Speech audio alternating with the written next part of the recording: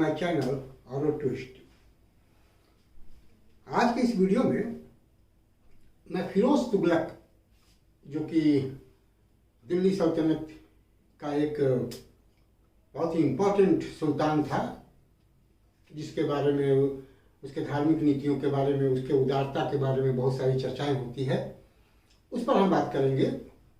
1351 में जब ठट्टा में मोहम्मद बिन तुगलक की मृत्यु हो गई एक अभियान के दौरान, उसके बाद सामंतों ने और उलेमाओं ने फिरोज तुगलक को दिल्ली सल्तनत का सुल्तान बनाया।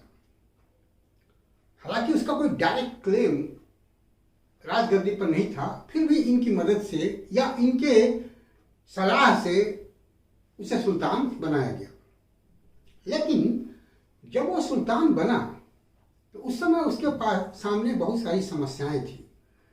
बहुत सारी समस्याओं का समाधान करना उसके लिए आवश्यक था।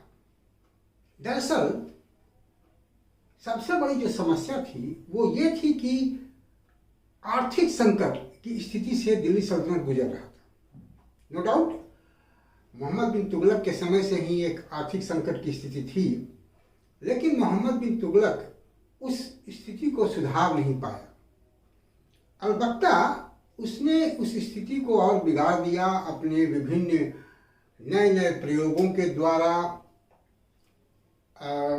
विभिन्न सैनिक अभियानों के द्वारा। हालांकि हम ये नहीं कहते कि उसके जो प्रयोग थे वो सही थे या गलत थे, इस पर मैं पहले एक वीडियो दिया हुआ हूँ, आप उसको देखेंगे तो पता चल जाएगा, यहाँ उस पर चर्चा करने की जरूरत नहीं है। लेकिन ये जरूर है कि उसकी जो नीतियां थी, उस नीतियों की वजह से आर्थिक तंगी की स्थिति और हो गई, और इस आर्थिक तंगी से फिरोज तुगलक को जूझना था। और इससे जूझने के लिए उसने भी कई उपाय किए और इससे बाहर निकालने की कोशिश दिल्ली सल्तनत को उसने किया। एक तो ये समस्या थी। दूसरी समस्या ये थी कि मोहम्मद बिन तुगलक एक विवादास्पद सुल्तान बन गया था। उसकी जो छवि थी वो ना जनता में सही थी, ना उलेमाओं में, ना सामंतों में। उसकी छवि एक खराब शासक की छवि के रूप में बन चुकी थी। जनता भी उससे नाखुश थी, खास करके जो राजधानी परिवर्तन उसने किया था उससे जनता भी नाखुश थी, या अन्य जो नीतियां अपनाए थे उसने, उससे जनता भी नाखुश थी। तो फिरोज तुगलक के सामने यह भी एक समस्या थी कि वह सुल्तान की छवि को अच्छा बनाए सबके सामने। तो ये सारी समस्याओं से वो जूझ रहा था। दूसरी बात एक और है कि जब मोहम्मद बिन तुगलक की मृत्यु हुई तो ख्वाजा जहां ने एक नाबालिग बच्चे को मोहम्मद बिन तुगलक का पुत्र बताकर मोहम्मद बिन तुगलक का उत्तराधिकारी उसे घोषित कर दिया था। वैसी स्थिति में सामंतों और उलेमाओं के प्रयास से फिरोज तुगलक को राजगद्दी प्राप्त हुई थी। और फिरोज तुगलक यह भी जानता था कि यह जो वर्ग है बहुत ही ताकतवर वर्ग है, इसलिए इस वर्ग को संतुष्ट करके रखना जरूरी है, और इसी वर्ग के सहयोग से वो सुल्तान बना है। तो अगर देखा जाए तो ये जो ताकतवर वर्ग थे, उलेमा, सामंत, इनके प्रति वो एक तुष्टीकरण की नीति भी अपनाना शुरू कर दिया, और तुष्टीकरण की नीति अंतिम समय तक वो अपनाता रहा। तो ये एक उसकी मजबूरी थी फिरोज तुगलक की। इसके अलावा जितनी भी समस्याएं थी उनका सुधारना उसके लिए आवश्यक था। और यह भी देखा गया कि फिरोज तुगलक का जो पीरियड है वो पीरियड साम्राज्य विस्तार का पीरियड नहीं है। वो साम्राज्य विस्तार में उतना इंटरेस्टेड नहीं था। उसकी जगह पर वह कल्याणकारी नीतियों पर ज़्यादा ध्यान दे रहा था, विद्या पर, कला पर उसका ज़्यादा ध्यान था। तो सैनिक अभियान की जगह वो जन कल्याण के कार्यों को ज़्यादा प्रश्रय देता था।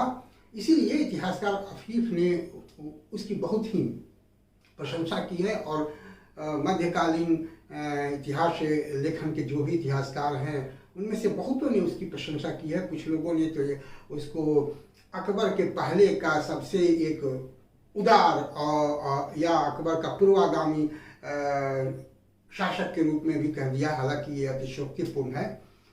फिर भी एक बेनेवोलेंट डेस्पोटिज्म की शुरुआत हम कह सकते हैं कि फिरोज तुगलक के समय में हुई है।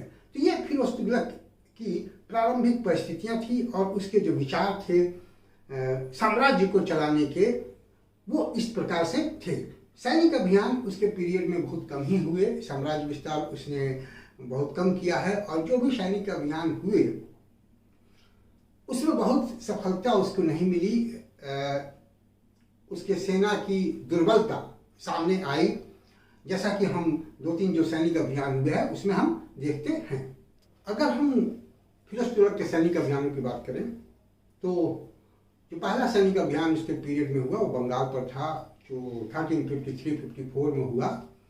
लेकिन इस सैनिक अभियान में उसे कोई सफलता नहीं मिली, बल्कि उसकी सैनिक कमजोरी ही नजर आई।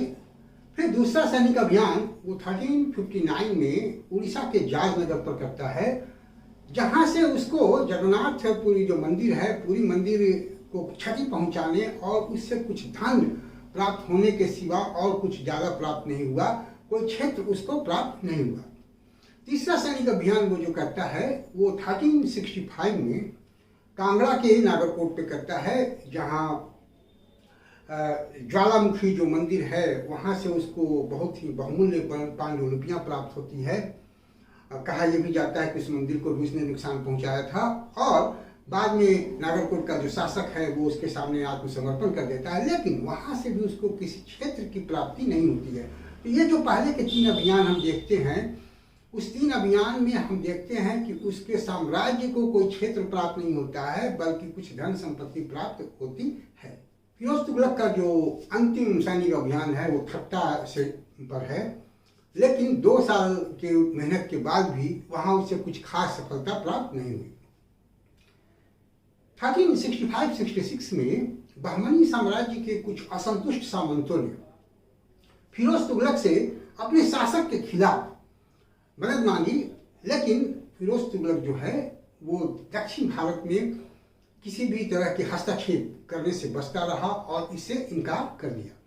तो एक हम अगर अंततः देखें, उसको हम समअप करें सैनिक अभियान को इसके, तो इसका सैनिक अभियान जो है वो कोई खास नहीं रहा है, और इन सैनिक अभियानों में उसको कोई खास सफलता नहीं मिली, और साम्राज्य का कोई खास विस्तार भी नहीं हुआ, और न ही कोई आर्थिक लाभ उसको प्राप्त हुआ।